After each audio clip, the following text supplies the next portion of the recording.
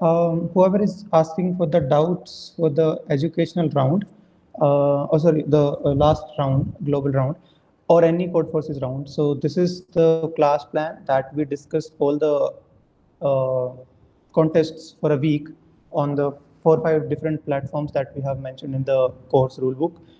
Those are Code Forces and then CodeChef, AdCoder, HackerEarth, and LeetCode. So we discuss all those problems on weekends. We have 2 hours, 2 days session, and we have solved most of the problems people couldn't solve during the contest. Though there is always a limit to the last problem that we will be solving based on the difficulty of the contest and how many people did really attempt the problem. Yeah, because this is a level 1 course, so we won't be mostly times we are skipping div to E and F problems, just to be clear on that. But yeah, up to D we are mostly covering, so if that interests you. Lead code we will be covering whole, including medium, hard, and every sort of problems. For AdCoder again, we are trying to do it up to E or D or E sometimes. And HackerEarth also, like based on the complexity of the problems, we are trying to cover at least 2 problems more than the problems where you stopped or the problems you could solve. Okay, so how many people do I see in that call? I think it's already around 18, 19.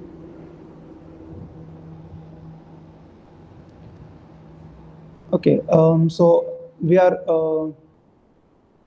yeah, maybe after the class, but I'll not recommend this. Like, we have had a really hard sessions last 2 days, and I have a few things to be taken care. We are really extending the sessions, but definitely E will be discussed because most of the people were able to solve D. So E will be discussed in the upsolving session. Till then, I would still recommend you to read the tutorial and try to understand it yourself. Yeah, on the day when we are discussing our in the sessions, that time we will be definitely discussing that E problem. Okay. So yeah, let's get started. So a little bit of theory. Um, so our first thing is how do we print all subsets? And obviously, everybody is aware of. Okay, just give me a second, guys.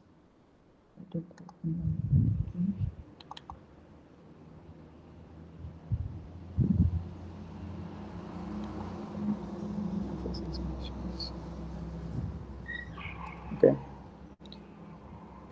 Just a minute. Yeah. So if a set size is n, everybody is aware that we have 2 to the power n subsets, including the empty subset. These are the number of subsets.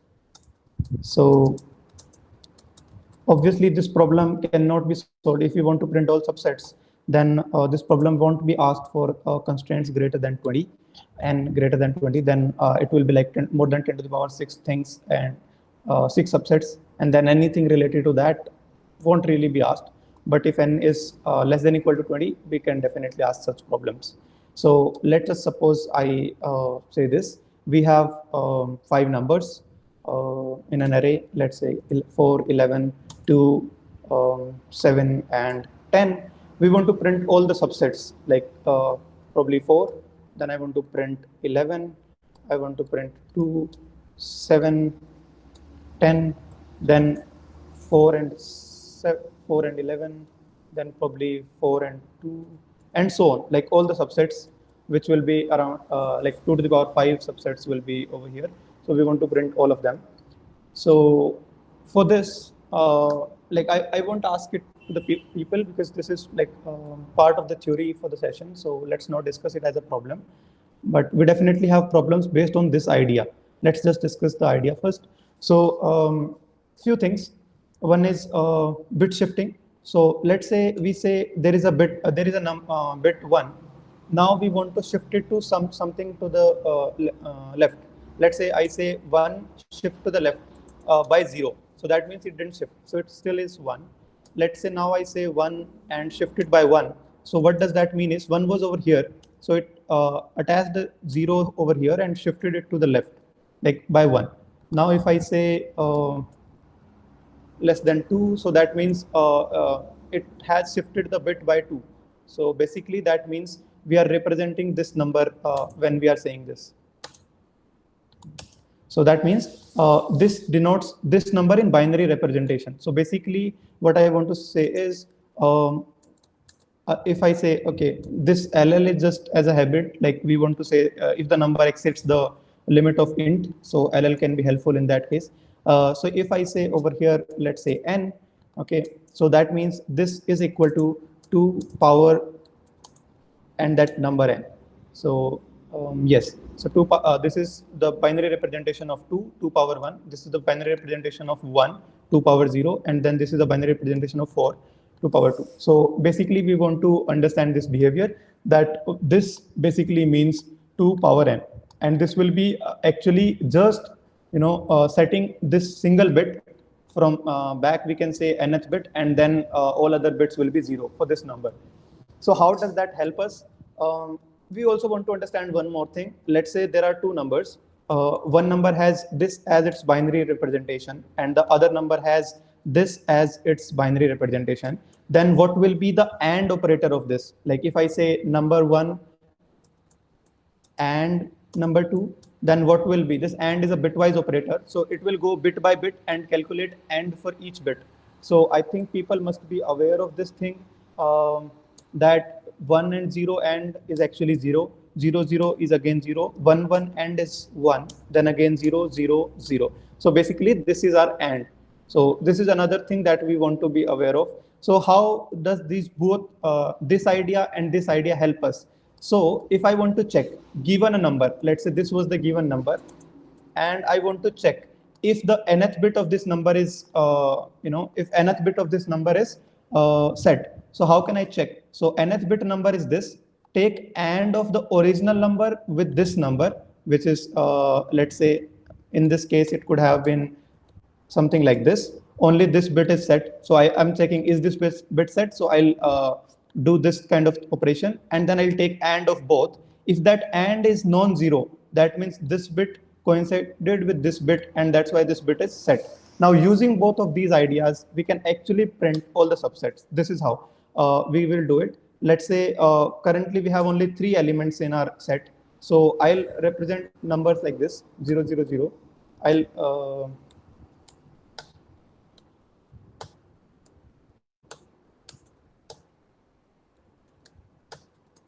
so people must be aware that this is nothing but 0. Similarly, this is nothing but 1, and so on. These are consecutive numbers only, nothing else. So if I take only the set bits of first number, so that means this is an empty set. In the second case, we will be taking only the third number. So let us assume our set was something like 2, 11, and then 3. So our first set that we will be occurring is, let's say, 3.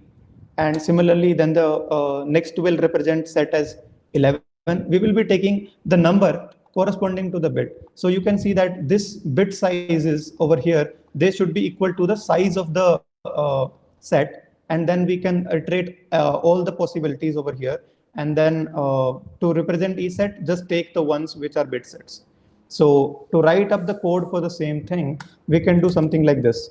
So, okay, one thing before we proceed to that, how many such numbers will be there is a question. So obviously these numbers we already discussed, as we have 2 to the power n. So in this case, there will be 8 such numbers because 2 to the power 3. So you can see that we will be having numbers from 0 till 7.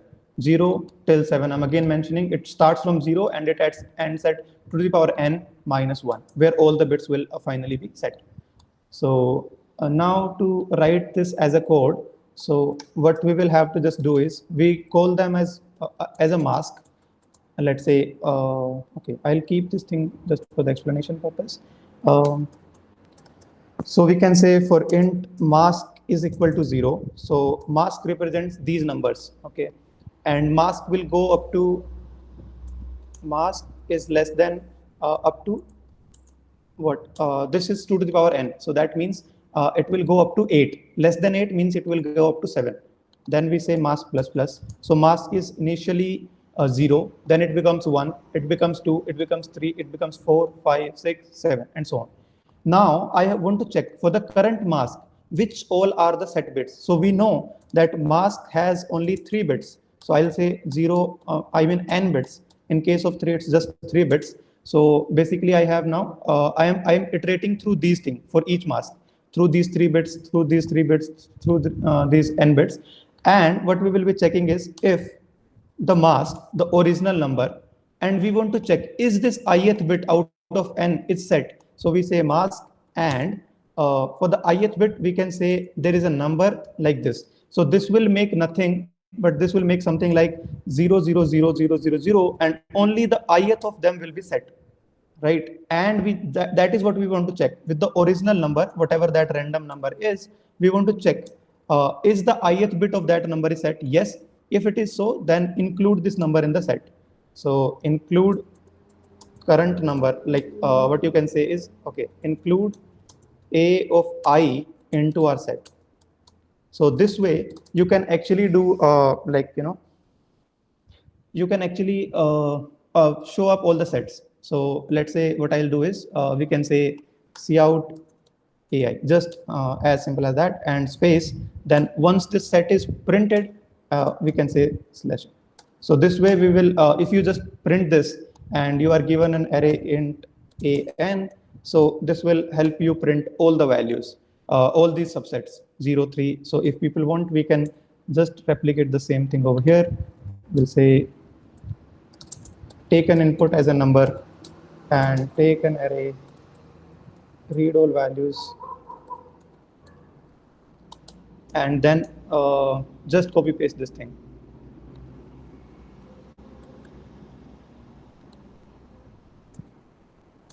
So if I say n is 3, I say 2, 11, and 3. And if we hit the button over here for home run, okay, why does it say? Just a minute, guys. I'll just check. There is something just missed. Tests. We took AI as input. 3. This mask is 10, and okay, we didn't increment the mask. That made the length like infinity. So we want to increment. So first one is empty.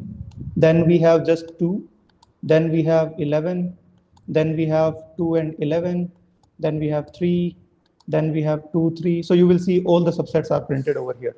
So let's say if somebody would have asked you print the sum of all the subsets or anything like that. So you can actually play around over here with any of the subset. Okay. So is there somebody who has a doubt on this? Can you put it in the chat? Okay, we have written LL. Can we write anything like, I'm not sure on the unsigned long, because there is some restriction kind of positive, negative kind of thing. I need to check, but probably yes. But LL will mostly do your task. So like there won't be any case where you need anything more than LL for this case. So what does LL do? It just makes the say, let's say what happens if I say 1 less than 11. So it will try to set 11th bit as 1 and all other are 0. This number is nothing but 2 to the power 11, and 2 to the power 11 cannot be stored inside an integer. So it will assume 1 as an integer, and then it will try to store this as an integer, and it will be like, it won't be the correct thing. So if you say something like int x is equal to this, so this won't be correct, right? So this will store something else, not the expected value that you are expecting over here. You can check that. But if you'll do one LL, and you will also do like LL over here, so that means it will assume this as an long 1, this 1 itself, and then it will try to shift it bits, and then this number can be stored inside a long. That's the whole thing. You can try it yourself, like try to set over here inside, instead of LL, just do 1 this, and then try with this. So you'll understand the behavior. That this is about the limit of integer. This now 1 is an integer, and 1 LL is a typecasted integer with long. Okay, got it. Yeah. If you want to print them in lexicographical order, should we change the approach? The easiest way, can somebody suggest what is the easiest way to print them in lexicographical order? can put them in like set and then print. Yes, actually, what we can do is we can make them as sets and then we can sort them all, or maybe like vectors and then sort them all. This is a typical problem asked in probably lead code or interview bit, I think. So what you do is you store them as like vector of vectors. Let's say vector, vector, v. So each of these will be inputted into a vector. Like every time you'll say vector int v, then sorry, not v, v1, and then you'll say over here v1 dot push back ai. Then you can also do one thing. Okay, once you are done from here, so say sort v1 dot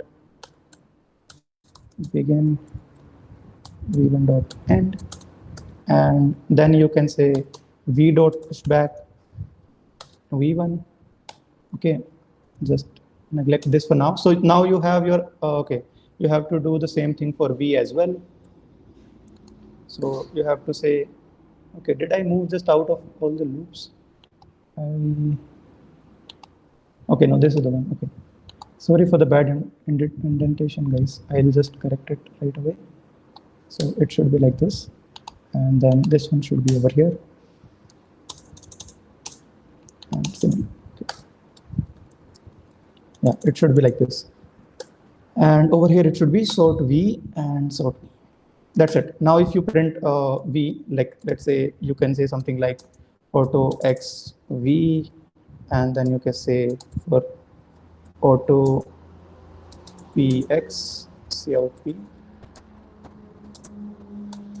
you can say, I think that should do. Yeah, see, now you have them in the order that you want to. You get it right. You just have to store them into vectors. You have to sort the vectors, and then you have to sort the vector of vectors. That's it. You have in the order you want them. You can use even the custom kind of sortings if you want to sort them in some other order. Maybe based on the size first, like you want 2, then you want 3, 11, then 2, 3, then 3. Any kind of sorting you can do based on the custom comparator that we will be discussing in some later sections. Any other doubts around this, guys? But like, is this approach more good than like we can do traditional recursion also? Yes, obviously this is a little more what you should say efficient based on the thing that function calls are heavy than the any of for loop or any such calculations. Every time you do a recursive call, that is heavy. Okay, that is one thing. Like that is, but that won't be considered in a CP environment, I would guess. Like they won't do hard things. If the complexities are same, then they won't consider such constants. But I find it much more clean to work with, I would say. Yeah, that is the whole motivation I want to introduce it. Like I think it is much easier to write up this code, just these 2 for loops, and it's much easier to analyze the different subsets. So basically, the complexity is 2 to the raised power n into n, right? Yes, exactly. This is the complexity for this algorithm. It's 2 cap n, and then it's star n. So you can see that it will, when I said n is equal to 20, so that basically means roughly 1e power 6 is the first part, and then another 20. It basically almost reaches the limit of whatever is the time provided in the competitive coding questions, or maybe even in the placement questions everywhere. So yeah. Any other doubts around this? Because we have 2 really nice problems, I would say, lined up based on this topic. So if somebody has any doubt, you can clear it up, or otherwise you can see how this idea can be used to solve some really cool problems. Okay, if not, here is your first problem. Give it a shot. I'll give you guys 5 minutes to think through. Don't share your ideas unless I ask you. In the chat, you can say a yes, or you can raise a hand if you are you have solved the problem on your own.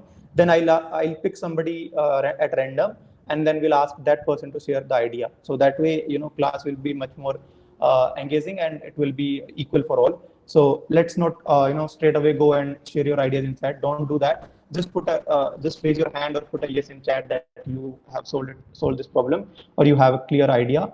And just please try to at least verify on basic test cases from your end so that I don't have to give you the basic tests to failure code. Yep. Here is your problem. So I'll just read it out for you. Special number are the numbers which consist of digits 6 and 9. Super special numbers are the special numbers with equal number of digits 6 and 9. So like 96 has 1916, so it is super special, but 996 is not. It is just a special number, not a super special number. Reason being, it has 2 9 and 1 6.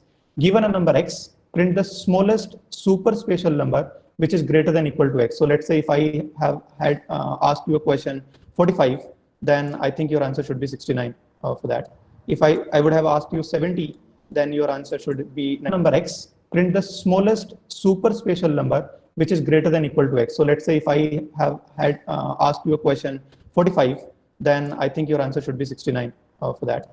If I would have asked you 70, then your answer should be 96. And I'll give you one more example probably. What if I ask you for 97? So your answer should be 6699. You guys can check on this, the last one, but I think this should be it. If you find that it can be something else, please let me know. Okay, so I think that's some time over here already. We'll discuss the two people ideas. We'll start with Aditya first. Okay, do you want to share how you want to solve this problem? So like, let's say our x has the number of digits m. Okay, so the first idea is number of digits we want to say. Okay, I'll write it rather over here. So we find the number of digits. Okay, what next? So like we get the number of digits. So if m is odd, then surely we have to output a number which has a even digits, because number of 6 is equal to number of 9. So our m actually increases m plus plus if m is odd. Okay, what next? So like we will print m by 2 6 and m by 2 9, and that will be our answer. And that will be in this order only, right? Because we already know that this number is going to be large only. This has one extra digit. So this case is solved. If m is odd, this is solved. Tell me what if m is even? So if like m is even, we can compare m with the largest like m digits special number. The largest m digit special number is m by 2 9s. And this. Okay, what if that number is less than this? What next? So for less than, like we can compare all permutation, because there are 9 digits only now. So how do you find all permutations of this? Like you discussed yesterday, there was a function next. Okay. Yes. Yeah, that you can use. Okay. Not a bad idea. That's a nice catch that you remember something from the last class. Okay, we'll discuss the second idea in that case. Shashi, do you have idea? What's your idea? Is it similar or? It's similar. Okay. For even case, do you want to give people something better than printing all the permutations? Like it is still the all permutations, but a better way to write all the permutations? I don't think I have any better way. Okay. Yeah, so I'll ask one question in chat first. How many of you are still doubtful on how to, like you didn't get the odd case as well? If the string, like the number of digits in the number is odd in the given number, then our answer will be something like this. A number of digits plus 1, then half of them will be 666 and the next will be 999. Like if I have any 5-digit number over here, let's say anything, and then answer for that will always be like this. You extend one more digit, then keep first half as 666, next half as 999. Okay, so first question is, okay, yeah, somebody gave a better answer. Is it? Like, do you have an optimal answer this? We can make all subsequences of 6, 9, yes, but how do we make that is the question. So firstly, the question over here is you put a yes or a no, like put a no if you didn't understand the odd case, odd length case. If there is anybody who didn't understand for odd cases, this will be the answer always. Like if somebody gave me any number of one length, so okay, yeah, my answer will be 6, 9. If somebody gave me length 3, 7, 6, 5, my answer will be 6, 6, sorry, 6699. Is there anybody who didn't understand it? Just put a no in the chat that you didn't get the odd length case when the okay, somebody didn't understand the no. So see, the question says number of 6 should be equal to number of 9. That means total number of digits should be even. Half of them should be 6, half of them should be 9. Since we have 3 digits and we want a number which is greater than this number, so that means that number should have 4 digits. And now in the 4 digits, we want to make the smallest number, right? That was the question. Like find the given number x, find the smallest super special number which is greater than x. So all 4-digit numbers will always be greater than this. But we want to make this 4-digit number using 2629. So it's always better that we put 26 first and 2 9s at the end. That makes the smallest number. So I hope that should be 6969 is actually greater than this, right? This is 6900 something, this is 6600 something. So obviously this one is smaller and this is our answer. So for odd cases, this is our answer. I think everyone should agree to that. Yeah, 9966 is, no, but that 6700, if that is the input, then in that case, yeah, like Pankaj already told the answer, 6969 will be the answer for that question, right? Because like we are not yet discussing anything about 4 digits. We are only discussing if the input has odd number of digits, nothing for the even number of digits. This has 4 digits. No, we haven't discussed the solution for this yet, only for the odd digits, odd number of digits. Okay, once that is clear, let's discuss about even number of digits. So for even number of digits, there can be 2 cases. So let's say we have 4 digits and 4-digit number is 9999. So I'll try either my answer will have 4 digits, okay, or my answer will have 6 digits. Do people agree to this? If the even number, like if the number of digits are even, then either my answer will have m digits or my answer will have m plus 2 digits. Because if the m digit largest number, which will be 999666, like for the 6th length, if even that falls short, like if the original number is like this, then even this one falls short. So that means I need 8 length answer, and then 8 length answer, this one will suffice. Do people agree with that? That either it will be m digits or it will be m plus 2 digits in case you have even number of digits. Okay. Now we boil down to our final answer. So if it is the case of m plus 2 digits, then just close your eyes, put first half as 6, next half as 9. That's done. Now the only question left is there is m digits we have to check, like all the m digit numbers,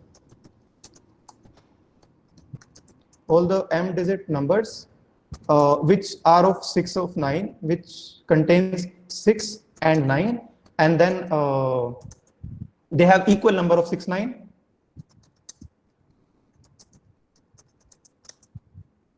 And then we have to figure out if that number is greater than x.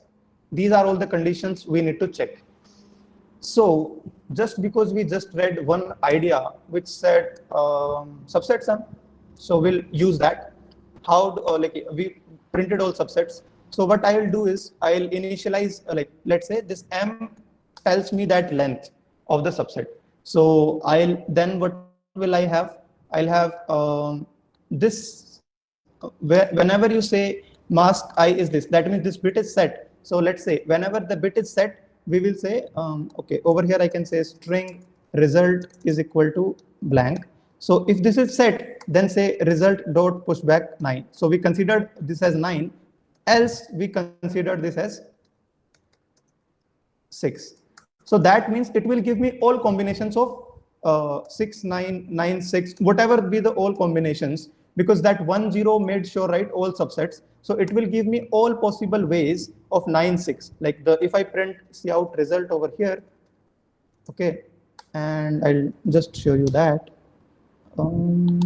We don't need this, we don't need this, and I can, I think, do this, and we don't need this as well. This, yeah. For the same input, I think we'll do this. Okay.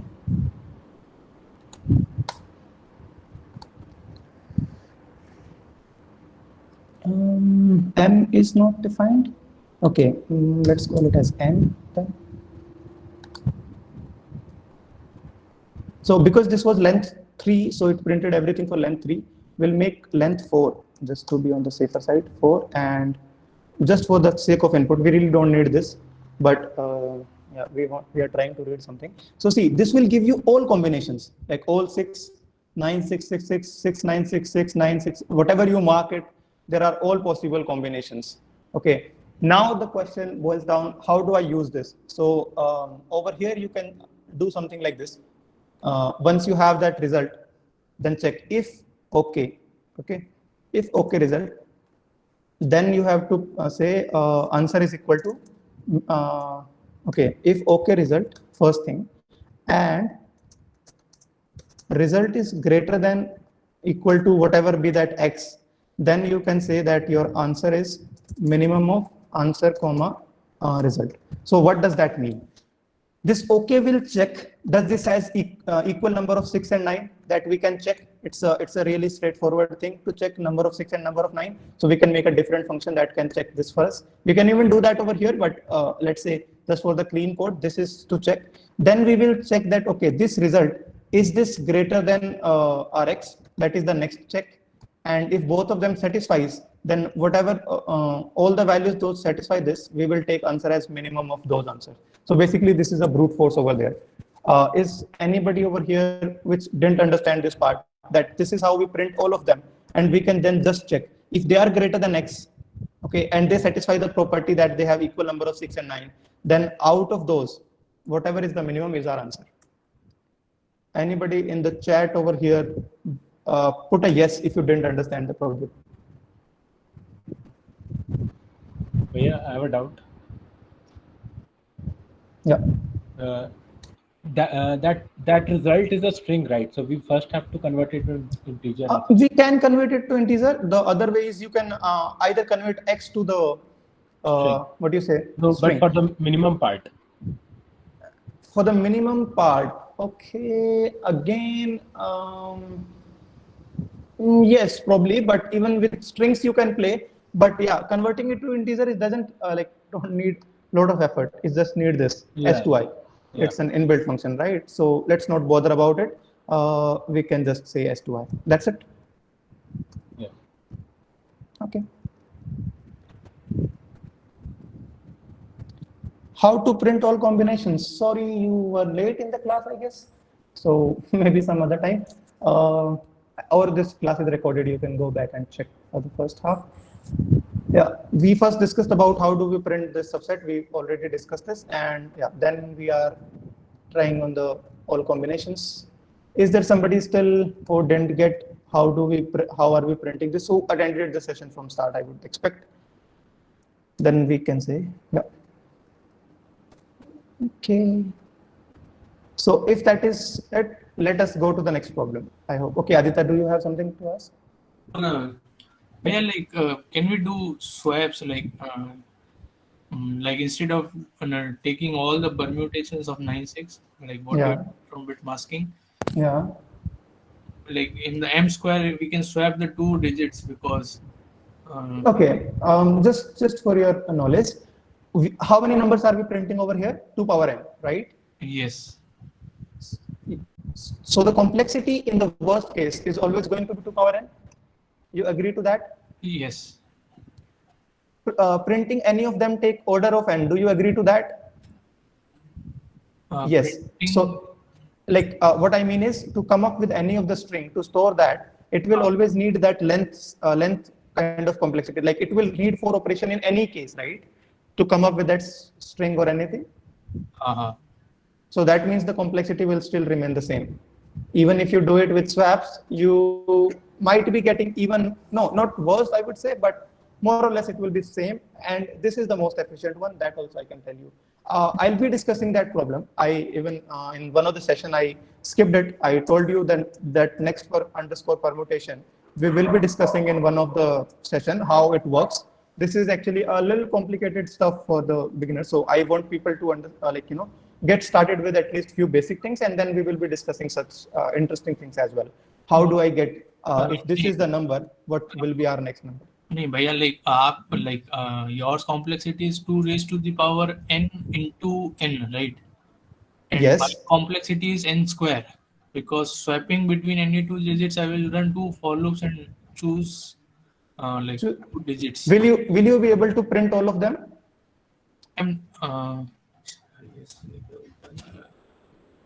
Just once try that out on yourself. If you think you can print all of them, like, see, one thing I would agree, I need to check how many total things are there. So let's say total things will be, if somebody is aware of permutation and combinations, so we can say that it will be 2n factorial divided by n factorial. That is because we have half of them as 6 and half of them as 9. So these many are the subsets. If the, yeah, so the ideal complexity should be this times order of n, right?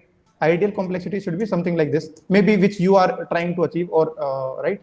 And then the calculation of each of them, then we will say calculate each of them. So calculating each of them, for me it is taking order n, but the thing is I'm not taking these many, I'm actually taking to the power n, which can be worse than this for sure. So yeah, definitely this can be optimized. I am sorry on that if I made a comment that this is the best, because these are the number of things that we need. So definitely this can be improved. But since the constraints were given in the problem, which were like this, even Codeforces asked it for 1 10 to the power 9. The problem is marked as lucky numbers. If somebody wants to go and check, lucky numbers problem is there. And this problem has mostly is introduced as 4 and 7 as the digits. I just didn't want people to Google the problem and do stuff. That's why I just changed them. Yeah. So भैया sorry again, but हम कोई भी दो number को choose करेंगे तो सारे combination आ ही जाएंगे ना, एन डिजिट्स का नंबर है और मेरा आई चल रहा है 0 मतलब 1 से n, and j is also running from 1 to n. So I'll suggest you one thing. Please try it out. Nahi hoga. There's some reason behind that. Yeah, just try it out. Otherwise, we'll be discussing that in permutation session. How exactly are we printing the things? Yep. But yeah, you can definitely give it a shot. If you think, please share it with me. Okay. So if people are on the same page, let's go and discuss second problem for the day. Here it is. Given a number x, you have to just express this number as sum of powers of 2. That's a really, really easy task to represent any number as powers of 2. But the question says this: you need to use exact k non-negative powers of 2. If it is not possible, then print -1. So for example, let's say x is 4 and k is equal to 3, then answer can be 1 plus 1 plus 2, because that way you are getting 4, and all of these three numbers, because it says k is equal to 3, all of these three numbers are powers of 2. So if I would have a question like x is equal to 5 and say k is equal to 1, then your answer will be no. You can't really get this. You can't really achieve this. So in that case, you can print -1, but in this case, you got an answer. So yeah, please give it a shot. How would you solve that? Or let's say if this had 3, then like if I had question like x is equal to 5, k is equal to 3, and we can have multiple answers. So you just have to print any one of them, no constraints. So then I think we can do 1 plus 2 plus 2, right? Yeah, this is how we can show it. So you have to find, do a solution exist? If yes, print the solution, else print a -1. There is your question. You are given some x, some k, and these are the constraints. Both are up to 1e5. Let us try to discuss. Okay, no, my solution might fail for some cases. So we are not going to discuss Shashi's idea. Vijay, you put a really fast yes to this problem. Let us discuss your idea. Yep, and I'll straight away ask you. Okay. First you'll tell your solution. We will write up the steps and we'll dry run it for few cases. Yeah, tell me what will be your step 1.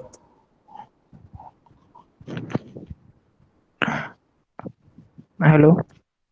Yeah. Hello. You are audible. Hello, you are audible. You can just tell Okay. your solution. I think we have Okay. I think we have to calculate a minimum number of powers such that we can reach the number n, right? By adding such a number, and the maximum number is number itself. That is, if all numbers is 0, then 2 raised 0 plus 2 raised 0 something like up to k, it will be ends up to some n, and the minimum numbers we have to calculate. Then any number between these range can give some real to n. No, that is true, but how? Like, I didn't get your solution. Let's say my question is, okay, I'll straight away ask you a test case. Let's say my question is 16 and I want Okay. to print is at 7 digits. Tell me, how do you do Okay. that? Okay. Let me first know that I mean 16. Okay, then minimum number of k would be 1, Yes. because 16 is power of 2. Yep. Okay. Then we can break 16 into half, 8 and 8, right? Okay. Then we can make up to some, I mean k equal to 2, valid for k equal to 2, right? Yeah. Then for k equal to 3, we break 8, 4 and 4. Okay. Similarly for 5, we break 4 and single 4. Similar for 6, we break another 4, and something Okay. like that. We can end up to, I mean 16. We can do Yeah. any. Exactly. That is the Yes. correct solution. That is the correct solution, guys. I'll just tell you how we implement this idea. Yes, the solution is absolutely correct. I hope everybody understood this. So what you'll do is you'll represent the binary, like whatever he was saying, the minimum powers. So minimum powers is like this. You have to let's say 15, right? So minimum is this. You 8 plus 4 plus 2 plus 1. So at least 4 things you always need to do this. So nothing but you can see the number of set bits. So that means this is one power of 2, this is another power of 2, this is another power of 2, this is another power of 2. So that means these are at least needed. So if you say k is equal to 3 for this, no, there is no solution for this. That is -1. In case you ask for anything between 4 to 15, yes, there exists a solution for everything between 4 to 15. With the idea what Vijay just shared, how do you do? For 4, you already have answer. Let's say you want to do 5, you just break this 2 into 1 and 1 plus 1. So let's say you have 8 plus 4 plus, you make it 1 plus 1 and the other one stays. So now it is 5. Another time you want to increase it by 1, divide this 4 into 2 plus 2. You want to increase further, divide this 2 into 1 plus 1. So every time we are increasing one number. Similarly, you can do with this. You can divide 8 into 4 plus 4. Every time we are increasing one number, divide 4 into 2 plus 2. And that is how we proceed. With 2, we can divide into 1 plus 1. With this 2, we can divide into 1 plus 1, and so on. So at the end, we will get up to 15 numbers. So we can really get this thing. But the minimum is this. Whatever are the minimum powers, like minimum number of powers that we need, that we can say using the bit mask, we can find what are all the set bits in this, and at least those bits should be set. Okay, once we have this, so solution can be like this. You can make a set int, or maybe priority queue, I would say. Priority queue. Okay, and in priority queue, you just let us call it PQ. So in PQ, you insert all of them. Inside PQ, you have 8, 4, 2, 1. Now you check while PQ dot size is less than equal to our answer, whatever is the required answer, maybe k in that case. So you just have to do this. Int x is equal to PQ dot top. So it will bring up the maximum element, the highest element, and then you say x is equal to x by 2. First you say PQ dot pop, remove this highest element, and instead insert the half elements. So you say PQ dot push x, and then you say PQ dot push another x. So this way your size got increased by 1, and every time you can repeat this process, you will always hit the top element, and that's it. That's the solution. Is there somebody in here who didn't understand this problem solution? You can put a no below this. So you know this, right? Priority queue can easily give you the what is the max element in this currently. So you can always pick the highest one, divide it by 2, and so on. So I hope this should be clear. But if somebody didn't understand, please put a no right away. My solution was using array.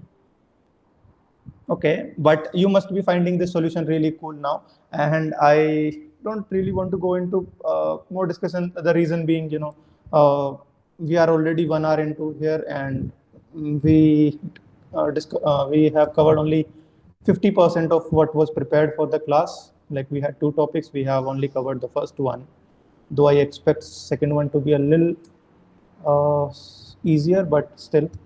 So maybe you can check your I can send the link to both the okay. I can send you the link for both the problems. Yes, Codeforces link, so you guys can try to submit your solution, whatever was your idea, and is it correct or not. And if it isn't correct, you have some doubts, why is it failing, you can ask me in some other session. I'll share the link for both the problems. भैया like set bit से कम हम k को रखेंगे तो answer no आएगा, right? या answer no आएगा, बिल्कुल. सो उसको कैसे प्रूव कर सकते हैं कि सेट बिट से कम हम नहीं लिख सकते? तो okay, so you are saying इनमें से you want to reduce something, okay, you want to reduce few of them and then you want to achieve another power. So there is this property, you can never, you know, combine any 2 powers, like okay, 2 power x 2 cap x plus 2 cap y, okay, like and given that x and y are distinct, so they can never be represented as 2 power z. Like we can think through this, why is it so, and you will understand. Yeah, Got it, right? Eventually you will fall into a situation where something like odd even case or something like that will occur, that you can check.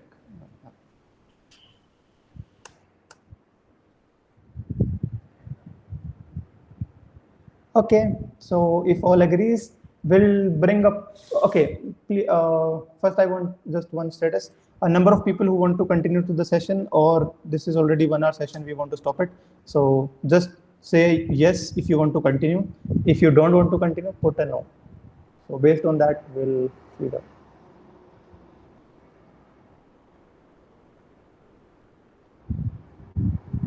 Nobody wants to continue? No, yes, no, no. Okay, 1 vote for yes, few other yes. Okay, so seems like people want to continue to the class.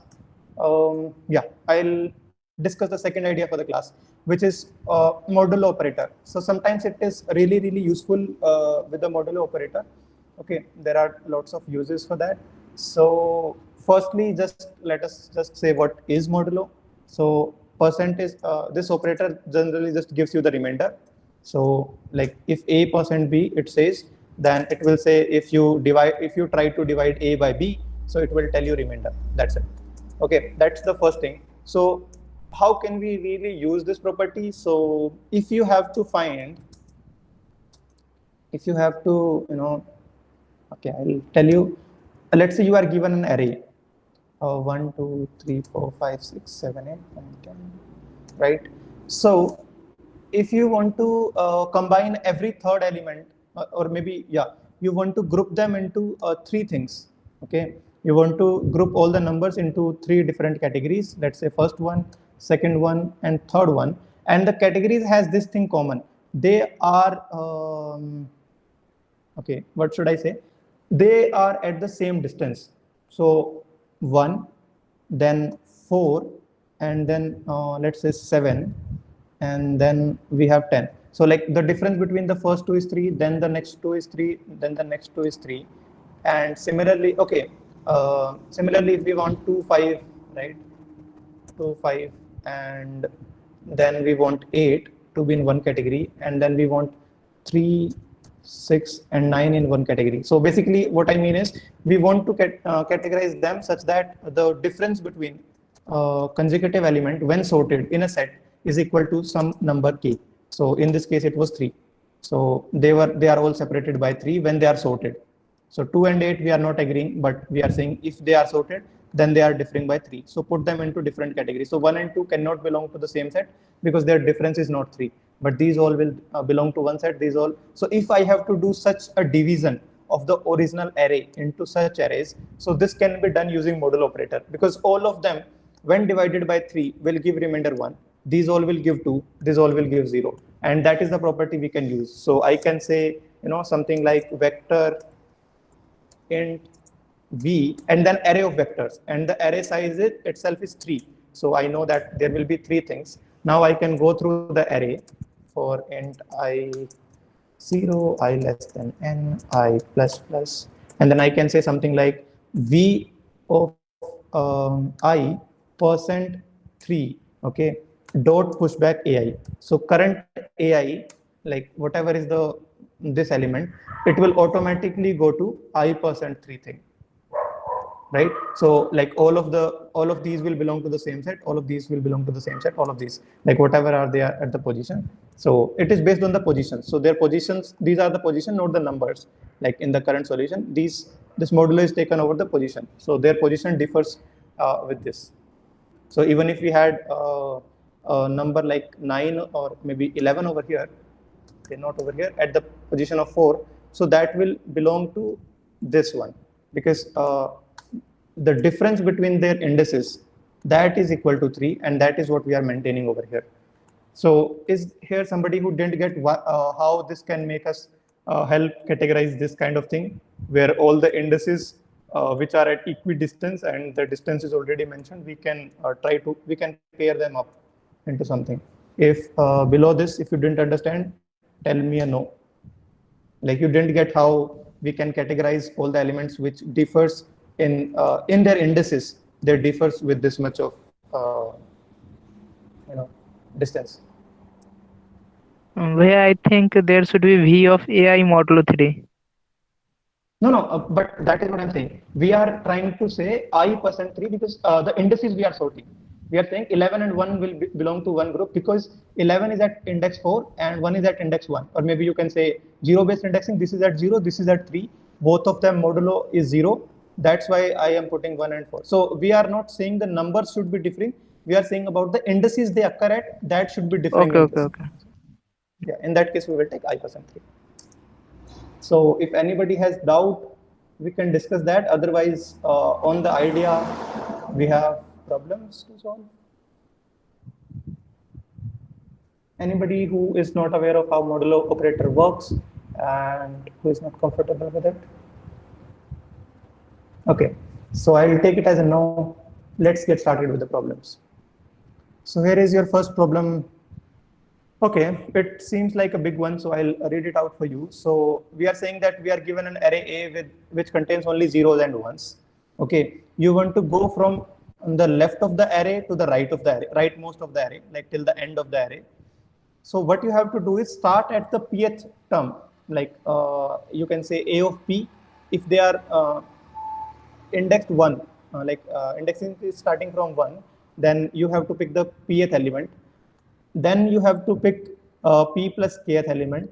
Then you have to pick p plus 2 kth element, and so on. Right now, if at the pth or p plus k, p plus 2k, there is a 0, then this is not a valid solution. Then you can't really cross the array. So in that case, you have two things.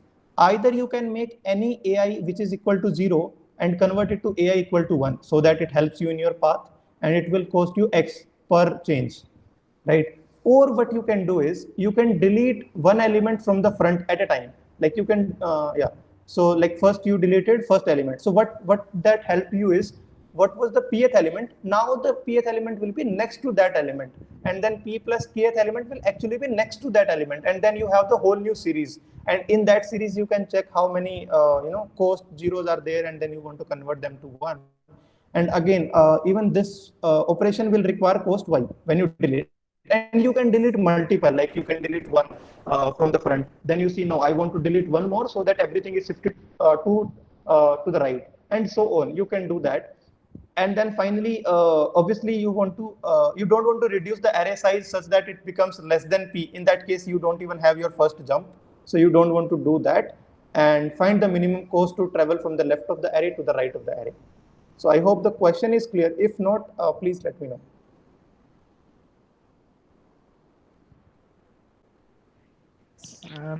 One example, please. Okay, yeah, we can put in an example probably. Okay, so let me say our array looks like this: 1, 0, 0, 1, 0, 1, 0, 1, 0, 1. I say my okay, maybe I'll say this one is 0. Okay, and this one is 1. Yeah. So and I say my P is equal to 3 and my K is equal to 2. That means firstly I want to jump at the third thing. So third thing is currently 0. Okay. So you said, okay, but I still want to jump at 3. So give me a cost X and I'll jump at 3. Now you want to make steps of 2. So you jump from here till here, again it is a 0. So you add another X. Then you come over here, you add another X. You come over here, add another X, and that is the whole cost that it took for you to travel from left of the array to the outside the array, to the right. If let's say you say that, okay, no, this was not at all optimal. What I want to do is I want to delete the first element. So this is how you delete it. Now you try to do the same thing, but you have already incurred a cost of Y. Now your question starts. Jump at the third element, it's 1. Very nice. Now jump 2 steps ahead, over here 0. Add another cost X. Now jump to side 1. Oh, very nice. Another 2. Very nice. So the total cost now will be only X plus Y. But in the first case, the cost was like lots of X were there, but we don't know like X, how large or small is X. It will be given in the problem. You will be given cost X, you will be given cost Y. Then you have to find a minimum cost to go from the left of the array to the right of the array. I hope now the problem is clear. Yeah, okay. Okay. In case you guys are finding this hard, just give me a second. I'll do one thing for you. Present now again. And I hope you can see my screen. So this is the original problem. Let's not get into the name, but yeah, I really want people to, not Google or do any such stuff. That will be your loss only. So there is your problem. I tried to make it like simpler problem statement, but if you want to read the original problem, there it is.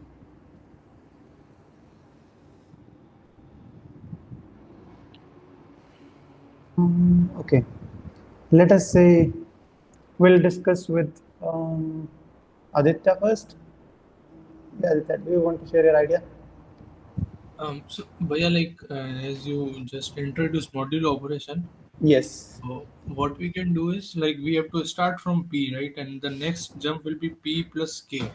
Yes. So we will make vectors of P plus 1 till Pk minus 1. Like these are the vectors. Like if I take one Y cost, like if I delete one element, then I will start from P plus 1 from in the original array. Similarly, if we But have then, but I can delete much more, right? I can so delete like, I will go till Pk minus 1 or and then you will be iterating through all the like plus one, and you go and do you see what will be the complexity for your idea? I think it's n squared. it's actually K into yeah, K into And both of them are 1E5 constraints. So I hope your idea doesn't fall in the category. Somebody else, Shashi, do you want to share your idea? Yeah, maybe we can use something like sieve approach. Something like Starting from P, we will like plus K, and we'll store the position at that particular index. Like we'll store the pth position. So and after storing all the positions, we put them in a vector of arrays. okay, I didn't get it completely, but we'll just switch to Snail's idea once. Snail, do you want to share your idea as well? I had the similar idea to Aditya. Okay, so you guys really like at least somebody at least tried to understood that I just introduced modulo operator. That means this question belongs to modulo. But having said that, this problem still is not that straightforward to think through. Let us see one thing. My claim is I don't want to know where I'll start. Okay, I don't want to know, or maybe say if I know where to start, like where will P really hit? Is it this index? Is it this index? Is it this index? This index? If I know that, then thereafter I just have one query going from here in steps of K, how many zeros I am going to hit, right? That's the whole question pending after this. If I know what is my P, after that, I just want to know in the intervals of K, how many zeros I am going to hit. So if you see, right, if this one belongs to one set, then this minus k, this one will also belong to the same set. This one will also belong to the same set if it is not the for the p there will be special case, but if I know this is p, then thereafter all will follow this approach, right? They will be at the same gap. Do everyone agree with that? That they will all have same gap. All the people from if I go come from the last, so wherever one belongs, this one will also belong there. This one will also belong there. This one will also belong there. We are just saying one fact, that we are assuming that p occurs before this anywhere, or when I say this and this belong to same, so I assume p occurs at this or before this. So if this is included in the series, then all these elements are also included. How many of them you are not able to agree? Tell me a no. Like I'm saying, let us skip p for now. So if I come from back, so wherever this belongs, this will belong to the same, this will belong to the same, this will belong to the same, and so on. People, if you don't understand this, put a no. Otherwise, I'll go to the next step of the solution. Okay, so I am assuming you understood this. So that means if I have an array, okay, if I have an array which is of size k, okay, which is of size k, and that means I'll put this one into one of those one of that array, right? Okay, so you can say this is the first one and this is the second one, because k size is 2. So let's say this last element, right, this belongs to the first of them, so it belongs to 1. Then this 0, this one belongs to this 0. Then the next one, again this belongs to this. Then the next 0, again the 0 belongs to this. Again this 0 belongs to the first one and 0 belongs to the next one as well. So like this I want to do it. And instead of storing these elements, I actually want to just count the number of zeros. So if this is a variable, so at this moment I want to store 1, and at this moment I want to store 3. So I think even that is easy. Like it's like a frequency array, frequency of k, right? And this is initialized everything as 0, and then you just say if a of I% k is equal to 0, then frequency of I% k plus plus. So that way I will maintain how many zeros are there in this loop, when it starts from here, when it ends from here, when it starts from here, when it starts from here, and so on. In this path, how many zeros? In this path, how many zeros? So when I'm coming from last, I know when I am at this position, I know if I will go in steps of how many? In steps of, let's say 2, like in steps of k, how many zeros I am going to occur after me? Like after me, how many zeros are there, including me also? Like how many zeros are going to come? So all I want to say is, what if, like, what is the cost required if,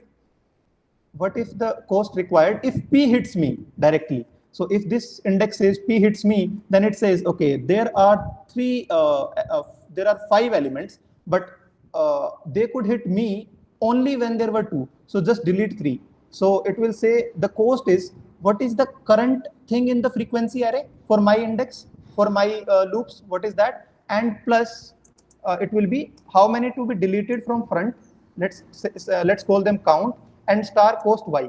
And then you can assume this p to be at everything, right? When you are coming from back, you can assume what if p hits me, what if p hits me, what if p hits me, and you can take cost over all of them, and you can take minimum of these. Do people get the idea?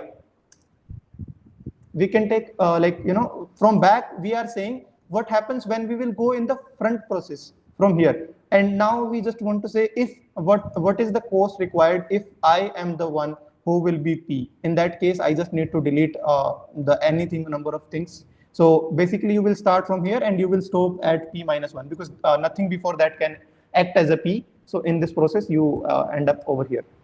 How many people didn't get the idea? Put a no in the chat. I'll tell you one more thing, why I remember the problem, or how do I reach this problem. So I actually explained it to somebody in the during the after the contest. I did put a comment on this. I'll just check if I can load that up. Yeah, see, here it is. So just to read the solution. So one of the solution is as follow. Let us iterate for all possible values for the index where P will hit. That is, if we don't remove anything from start, so you know that there should be P minus 1 we will hit. If we remove 1, then we will hit at P. If we remove 2, then we will hit at P plus 1 and so on. So if I know the starting point, what I would like to know is going forward at the interval of K, how many zeros will be hitting. This part can actually be stored first. And how do we store that? We will go from K to we will initialize an array of size K, that is 0. This is frequency array. Then we will say this is the worst case answer because we want to take minimum over all possible. We started from n minus 1. We came till P minus 1. So now if say Si is 0, then frequency increases. Then we also see what is the cost. Let us try to put P at the current index. So you see these many elements from the front I want to delete. And this is the current cost, this is the current number of zeros I have in this frequency, star x, that gives you the cost to replace them by 1. And then you take over all of them. And yeah, that's how you keep on going. Like this M just is an iterator to, coming from the backward, and it is assuming them as it is making this one as 1, this one as 2, this one as 3. So as this K frequency thing helps us to put them into different categories. You can do with I also, but then K is preferred. Like implementation or the idea, at least you should understand, and then you should see how clean the implementation can get. This is all you need for the problem. This was a div to C, and I think there were less submissions on that day. Okay, I see a lot of no's.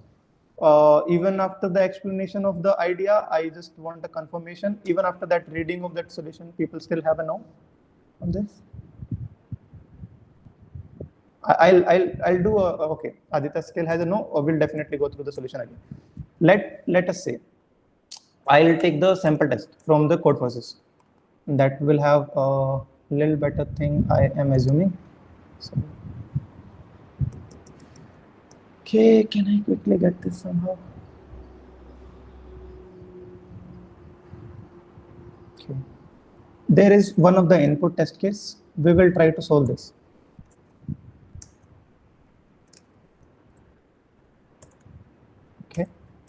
And then we have how is the input shown. This is the string. Then you have cost. Okay, cost are 4 and 3. So those are our cost.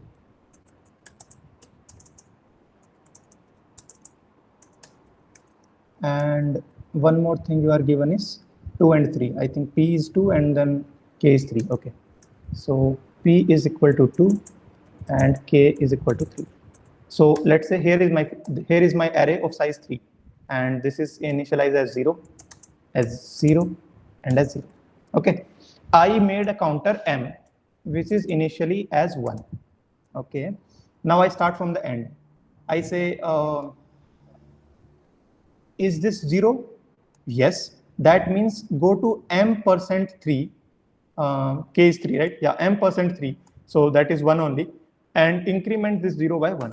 Okay, now that is your first thing. Now I'll say make this as P.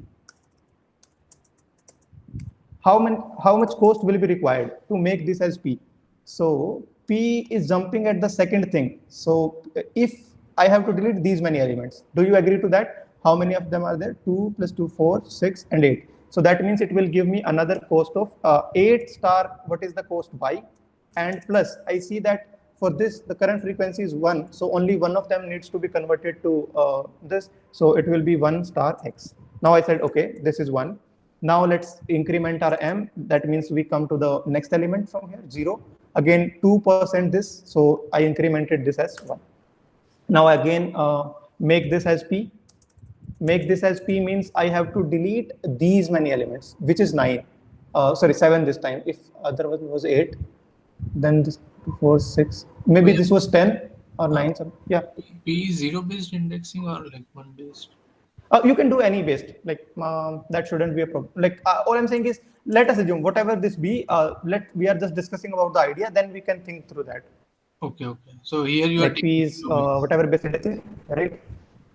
Yeah. So I think, okay, for the first one, I wanted to delete these many, 2, 4, 6, 8, right? Now I wanted to delete, 2, 4, 6, 8. because that is how you will end up. No, I think it was required as 9 over here. You can see that how many of them are there to be deleted. It was 9 actually, I think. Yeah, you also need to delete this one because that is how it will end up P at 2. Yep.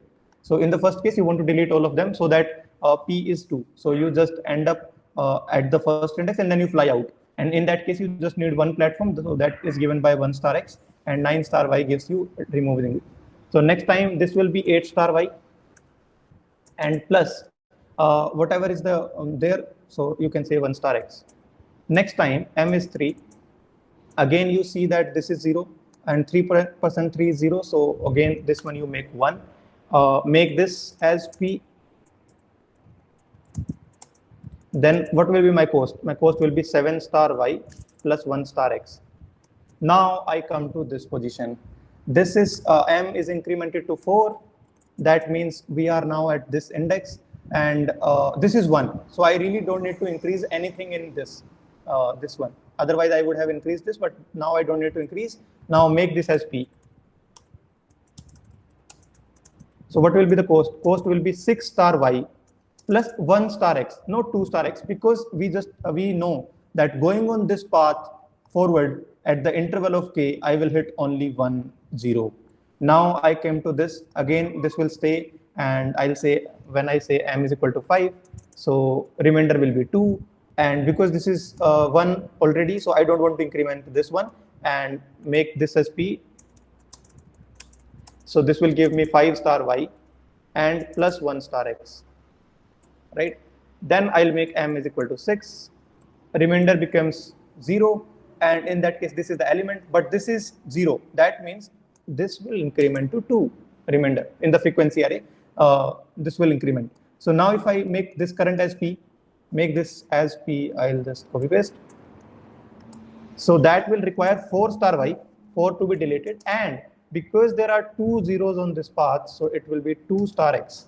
And this way, if I end up till the last point, don't you think taking a min from all of these can answer my problem? If somebody still has doubt, like this way we made sure, right? Where is that point P where we want to start at? That's all. We just did a brute force kind of thing, but instead of going forward every time, we already stored how many are we going to hit on this path using this frequency array and the modulo property.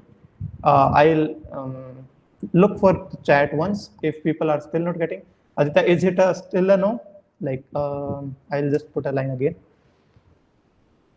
More no's. I just want to understand if people are not getting this idea.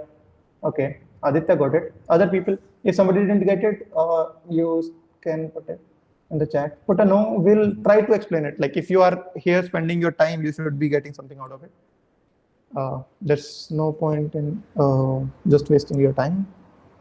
Okay. So I hope this was now clear only. But yeah, instead of using like this, you use the idea of modulo. Like Yeah. you can also use something kind of DP to store the number of X we want to convert. If we Why do you want to do DP when it's just a for loop and just a frequency array and modulo? You can definitely. I think the tags for the problem may have DP or things like those. See DP tag, but then it also has a tag of implementation, brute force, 1400. So let's try to use them, right? Instead of DP. Like this can be made complicated. This can be taken to any kind of solution. But then why we want to do that? even easy, I guess, because like DP, like we can visualize, but the modulo operator we can't, right? Means you are I want you to visualize module operator because this will you just saw one application. There are number of applications, especially in the CP things. These days I see like there are problems which whenever they will say something related to indices, there is a high probability we need to use these module operators. So try to learn something new out of the session. Definitely, I don't discourage any DP solutions. You can try to think of a recurrence. I generally avoid to think of DP for simpler problems. I would just say that. But yeah, like how you come up with this? Like you imagine the M that is going from back and just taking. That is something we will be building over the sessions, right? That is why like solving more problems will try to help you think. Like if you know that there is something like module operator, and today you know that how we used module operator as one operation, going forward, you will solve two, three more problems, and that's how you will build it up. Next time you hit a problem similar to that, there will be a greater chance that you solve the problem. Bhaiya, what is the name of question? Okay, yeah, now you can bouncing balls. Bouncing ball. Okay, thank you. Okay, so and this is the round. If you want to check, I Bhaiya, can what? I can share the link. That like I don't have anything secret about this. Or okay, Deepak is here who is saying no. That means you didn't understand the solution, is it? Yeah, somebody else was putting something. I think Shashi or somebody. What is the 1400 tag? Oh, that says that this is a simpler problem that you can say it's about the rating. So yeah, anything around 1400 or like below 1600 is something we are definitely targeting for the course. But we are also trying to solve at least few of the 1700, 1800 problems. That is based on the rating things generally. Like not exactly rating. I can like let's not deep into that. It's based on something like what is the ideal rating for a person to solve this problem, or like more than this percent of people with this complexity solve this problem. Some kind of calculation they make around that, but yeah, let's not get into that. Okay. So higher the rating, more is the difficult problem. So yeah, that is the simplest way to put it. So Deepak, if you didn't understand the solution, we are just saying we wanted to understand where should be our first P. So let us assume this should be our first P in the ideal solution. We don't know the ideal solution yet. We will be trying all of the P's actually, and then out of them we will be seeing what is the thing. So then to try this P, then I wanted to know what will be the cost of things, like number of zeros I will hit if I go on incrementing K till the end. So instead of first selecting the P and then going in that process, we will first select P, that will be order n, and then we will again go and that will be another order n. So n squared thing. And so ideally what we can do is we can first store what will be the thing, number of zeros that will be hit if I come over here. And if you come from behind, that is really, really easy. Like this thing, and it knows all the things which give same modulo with K will belong to the same set. So you can make such a thing, and then you can increment based on the number of zeros you hit. So I think with the way we started the class and we put the idea of modulo, it should be pretty clear. Do people want to continue the last problem, or we can skip? Like I'm just asking this question repeatedly because the session is getting long and long. So I'm not really sure how many of you have the capacity to keep along. One yes, more people interested. Two. Okay. So they want to keep going. This will be the last one for the day. So given an array A with n positive integers, you have to find the longest increasing subsequence. So let me put it up. So let us say this is your 1, 5, 2, 7, 9, 3, 11, 10, 12, 14, 13, or maybe 4, 5,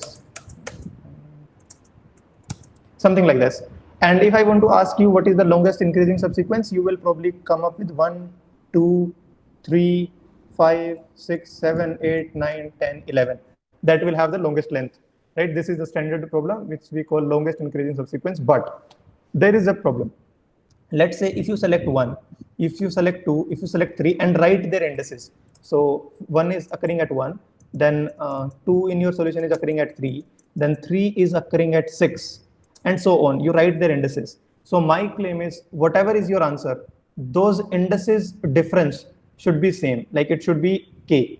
So AI, then AI plus K, then AI plus 2K, and that should be. So ideally you can have something like this, 11, then maybe if K is 2, then 11, 12, okay, 5 you cannot include. So this gives you just the solution of 2 if you start at 11, but maybe you can start at 3. So then 3 gives you one number, then 3 plus 2, and like this index is also has a number just greater than this. Then at an index plus 2, again we have greater, so the length will be 3. If we use this 5, then 7, then 9, then 11, then we can get 4 numbers which are increasing, and then they have the same difference, and which is k, and k can be different in different solutions. So I hope everybody at least understood what the problem is trying to ask. If the problem is not clear, please let me know first. Like, that is the first thing. If you didn't get the problem, put a no. Then we will say, give you a timer and time to solve it. So I hope no no's so far. Not much time this time because this is a similar problem. We'll give 5 minutes, and there you go. This is your problem.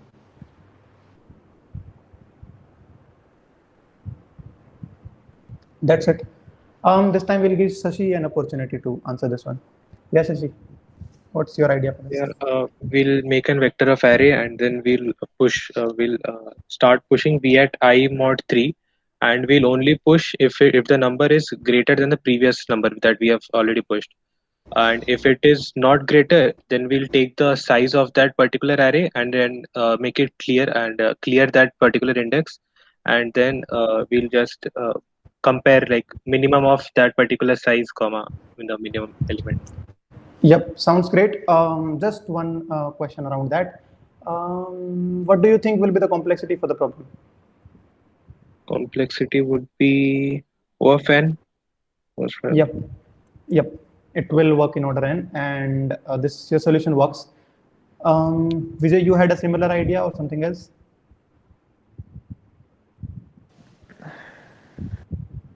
I have idea like we have to run 2 loops. First loop from I think while I equal to 0 to I less than k, okay, and the second loop is from j equal to I to j less than n, j plus equal to I, okay. Okay. No, j plus equal to k. That is number of gap, okay. Yeah. And similar in second for loop, we calculate the maximum of size like cadence algo, maximum subset problem. Yep. Okay. Yep. Yeah. Same like that. Yeah. Got it. Okay. So there were two very good ideas. Because we discussed mode, and yeah, definitely the problem belongs to mode. We'll just put up our solution to this. Basically, when somebody says this, right,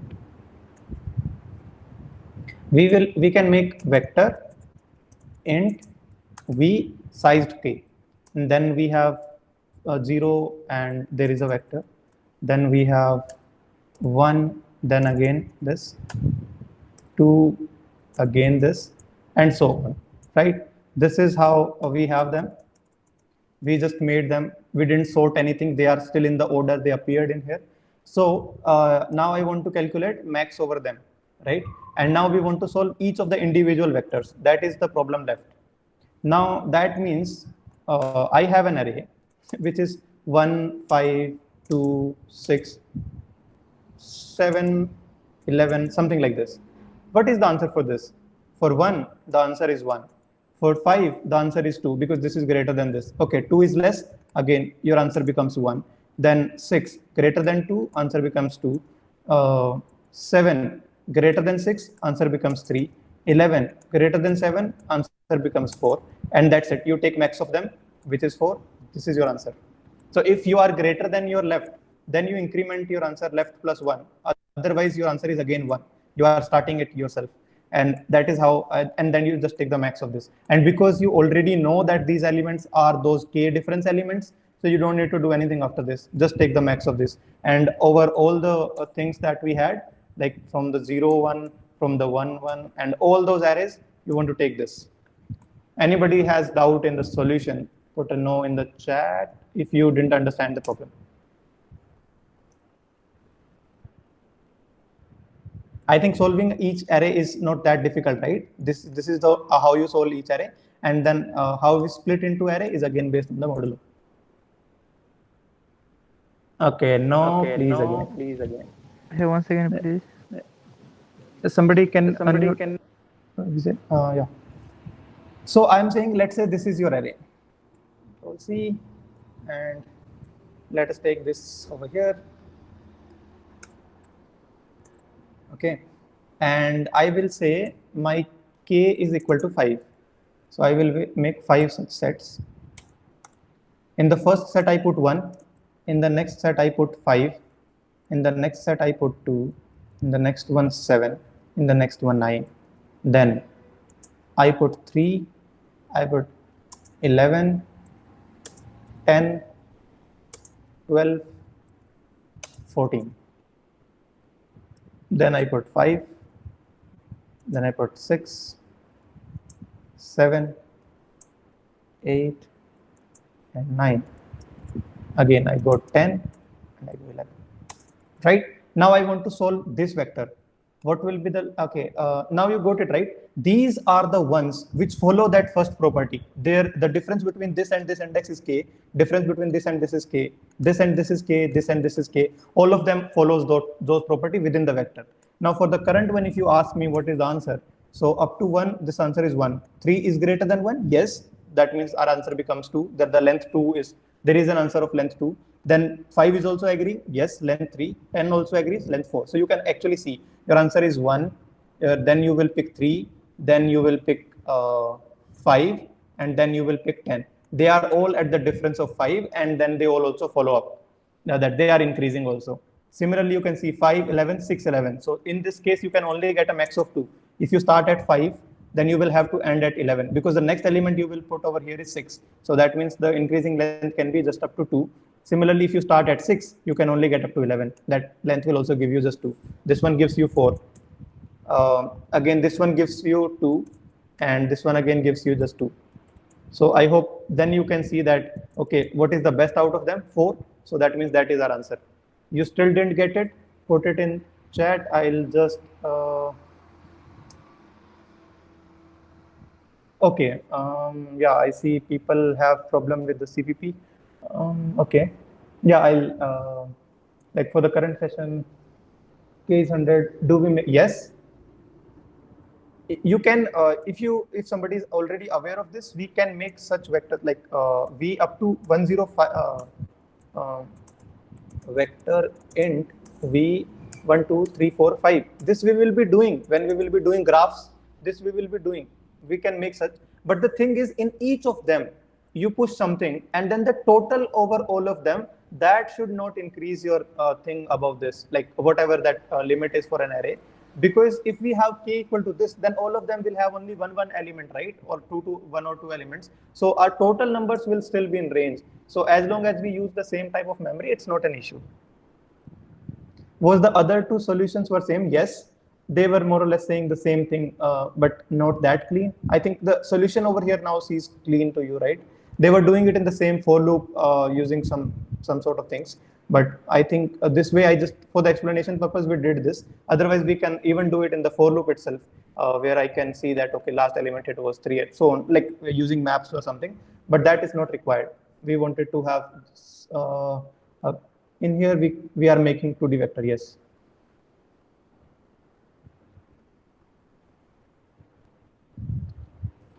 Yeah, can we do it similar in a similar approach like we did the previous problem? I just forgot what was the next previous. Okay, yeah. From the backward, you are saying, or yeah, because the problem is saying that we have to decide where to start from to get the maximum length. Yeah, we can do that. Yes, we can definitely do that. We can come from back. We can check on if this is less, then increment this. Otherwise, do this. Yeah, that's the same thing. For this problem, the good part is that you don't really need to do anything with the start. Like there is no cost of deletion or anything. So you either go from start or you come from back. It won't affect much. So yeah, people got the ideas now. Yeah, I hope everyone got it. I really want to close the session. It's been more than almost 2 hours. So yeah. Thank you guys for attending this.